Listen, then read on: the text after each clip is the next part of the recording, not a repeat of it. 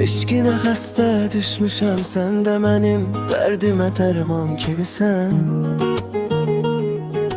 Ruhum sənsiz üşüyür damarlarımda, dolanan qan kimisən. Mən səni sevməyimi günah eyləmədim, həyatımda səhv elədim.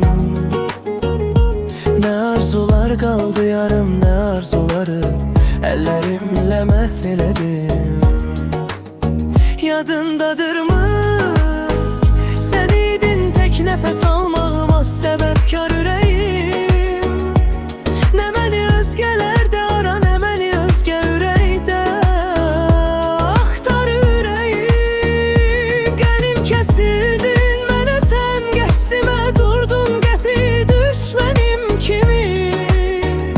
Mən necə yandım, yanacaqsan kül olub qəm, kədər.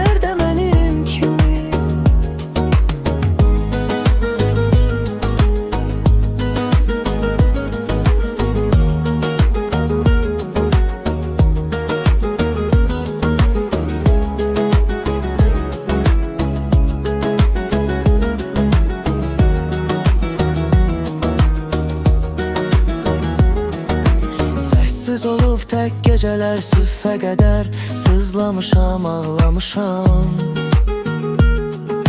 Xəyallarım kimi səssiz bir albomda şəkillərini saxlamışam.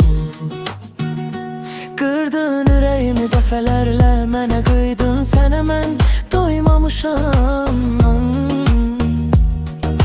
Var içində nifrət, amma lənət, ürəyim səndən doymamışam. Həyatdır eybi yox, nə vaxtsa gələrik üz-üzə qismət, nə bilim.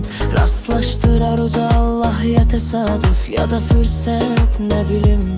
Gözlərindəki kədəri, üzüntünü hiss eləyib baxım keçim. Göz yaşı tək yanaqlarına damla damlanar axım keçim. Yadındadırmı?